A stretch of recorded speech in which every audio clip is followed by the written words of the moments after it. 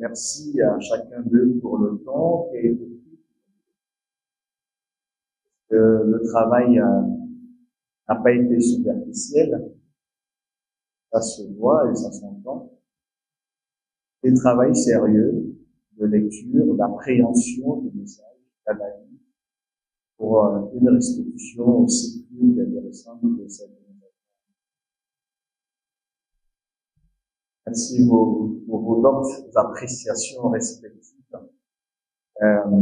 qui, du reste, ne me laissent plus beaucoup de marge. Alors Jacob, l'ultime brisement est un livre qui parle de ma conversion, mais je suis parti du témoignage biblique de Jacob pour évoquer déjà sa naissance mystérieuse. Il naît en tenant le talon de son frère Ésaü. De cette turpitude, il troque son plat de lentilles avec le droit d'aînesse de son frère Ésaü, dont il usurpera plus tard la bénédiction. Et il va chez son oncle en fuyant le courroux de son frère pour justement éviter un crime familial. Mais là-bas aussi, son caractère le poursuit, parce que Jacob veut dire trompeur, tricheur, usurpateur.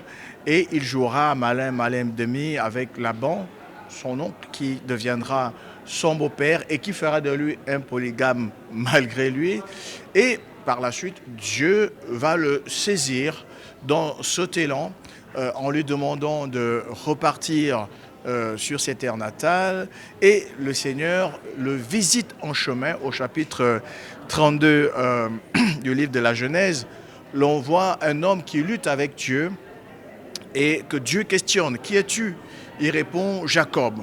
Ça veut dire qu'il assume son identité déchue, il assume ses turpitudes, son comportement charnel et qui a été à l'origine de multiples animosités et déchirements familiaux.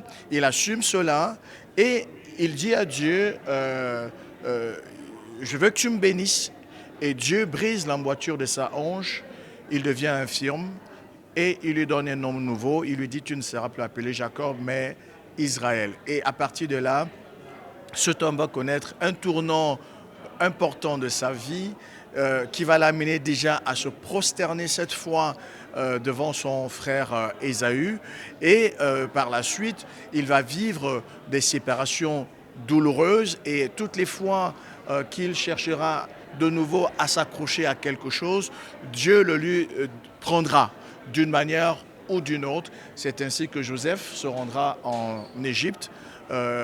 Il se fera passer pour mort par ses frères et ça va profondément attrister leur père dont l'âme sera complètement flétrie jusqu'à l'annonce de la bonne nouvelle.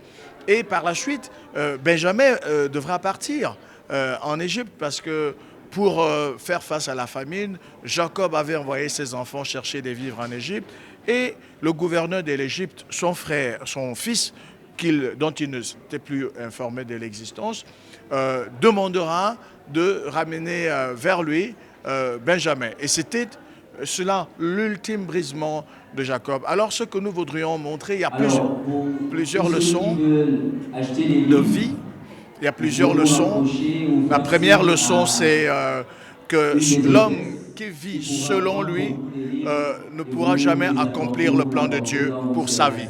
Il faut s'abandonner à Dieu, il faut donner sa vie à Jésus et pouvoir dire comme David, l'Éternel est mon berger, je ne manquerai de rien.